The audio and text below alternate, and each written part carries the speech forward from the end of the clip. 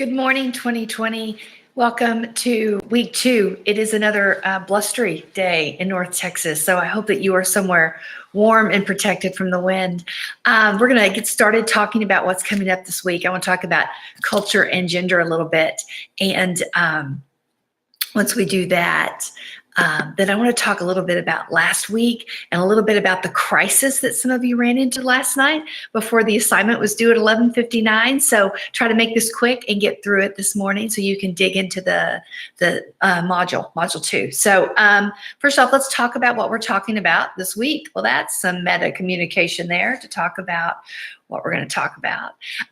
Let's see. So culture and gender. We are in week 2, chapter 2 of your textbook, talking about culture and gender. I think it's really important that we start the semester really paying attention and recognizing to the way that the cultures we belong to, and the gender we identify by, how that affects our communication. One really important caveat, though, is be careful. Don't get stuck up in these ideas and stereotypes that you don't even know exist in your mind. They're subconscious for the most part.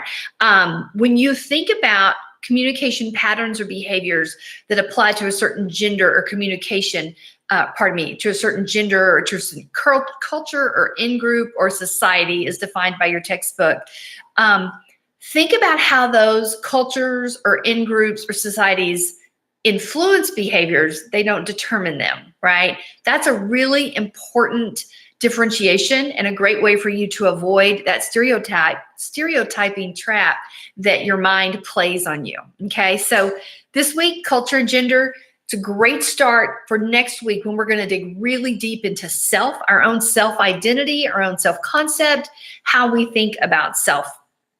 The engagement exercise you're going to complete this week, just one exercise, is your first engagement exercise. It's worth 40 points. There are very specific guidelines in the engagement exercise description about how to write it, writing style, etc. That should answer your question. You're not going to be uploading a document this week. You're going to be just typing into Canvas. A little tip for you: when you have these online submissions, I would consider copying your submission and saving it in a Word document for yourself should something go wrong in Canvas. That way you have it. Always helpful, especially when you're not uploading a document. If you really, really want to be safe, you could create it in a document and upload it, and then that way you have that file should something go wrong. So just a tip. You can see here I have a guest.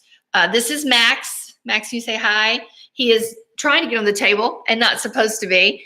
And I have golden retrievers at my feet and cats wandering in the house. It's a little crazy this morning. I apologize. Okay, so gender, culture, next week, self and identity. This week for your engagement exercise, you're going to listen to a TED Talk. You're not going to watch it. This isn't a video TED Talk. It's an hour-long podcast. I've provided you 3 links to go in and listen, and then given you instructions on what you're going to talk about in your engagement exercise related to the TED Talk.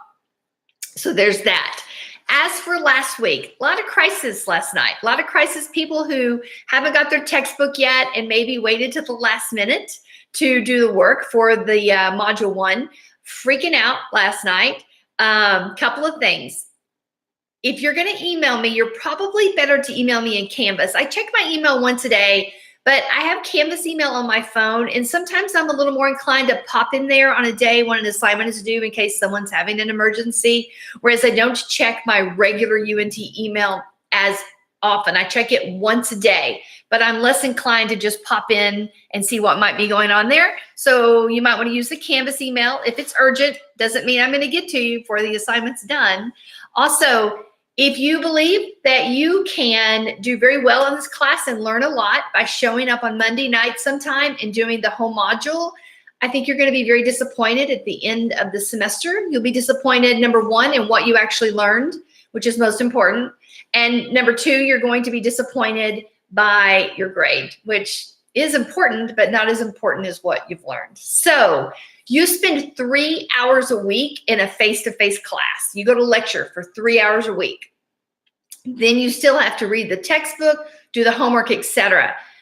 This is no different. So if you wait and show up on Monday night at 9 o'clock, and you're like, oh, I can't get through this. I didn't even know there were prereqs, and now it's 11:59 and I can't get in, or the link to the textbook's not working for me.